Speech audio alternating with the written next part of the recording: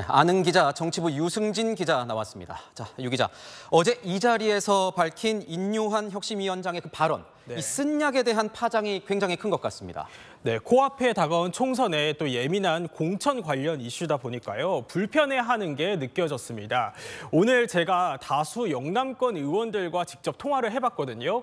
우선 시기상조라는 의견이 많았습니다. 총선을 앞두고 당이 밀릴 때까지 밀리면 막판에 히든카드로 써야 할 패인데 왜 벌써부터 꺼내들어서 분란을 일으키냐는 거죠.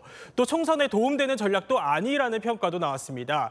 영남 의원을 서울로 올려 당선된다는 보장도 없는 데다가 서울 수도권 의원은 의문의 일패라는 거죠. 차라리 중진 의원 용태론을 내세우는 게 맞다, 이런 의견도 있었습니다.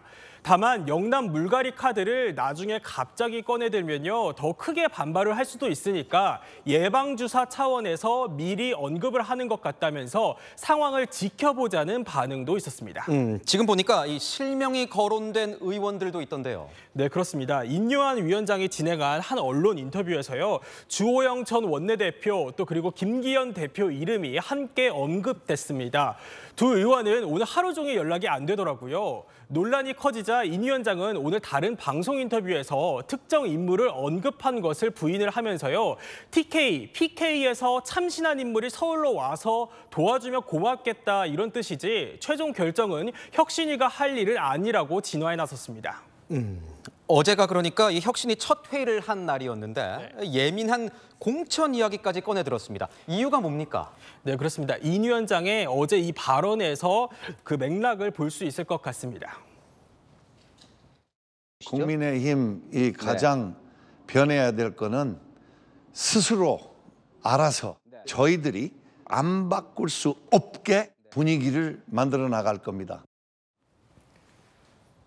안 바꿀 수 없게 분위기를 조성하겠다. 이게 이번 혁신위의 핵심 역할이라는 건데요. 어차피 공천 문제는 총선을 앞두고 다루긴 해야 하는데 그중에서도 가장 예민한 영남권 물갈이론을 일찌감치 분위기 조성을 하면 앞으로 총선 관련 기구가 만들어져서 논의를 할 때도 풀어가기 수월할 수 있겠죠. 다만 혁신위도 아직까지는 인 위원장 사견이라고 선을 긋고 있습니다. 그렇군요. 혁신위가 어제 1호 안건으로 내세운 게 이 대사면입니다. 이 대사면 관련된 논란도 계속 이어지고 있는 것 같습니다. 네, 사면 당사자들이 이틀째 반발을 하고 있거든요. 이준석 전 대표는요, 오히려 사람을 모욕 주려는 것 아니냐고 했었고요. 또 홍준표 대구시장은 마음대로 죄를 만들어 징계하고 또 마음대로 사면하냐면서 반발했습니다. 홍 시장은 자신의 소통 플랫폼에서요, 이 병주고 약주고라며 불쾌감을 드러냈습니다. 이준석 전 대표 제명을 추진해온 안철수 의원 기억하시죠? 대사면 혁신안에도 안 의원 측은 예정대로 이준석 전 대표 제명 청원을 할 것이고 판단은 당의 몫으로 또 당의 결정을 존중할 것이라고만 밝혔습니다.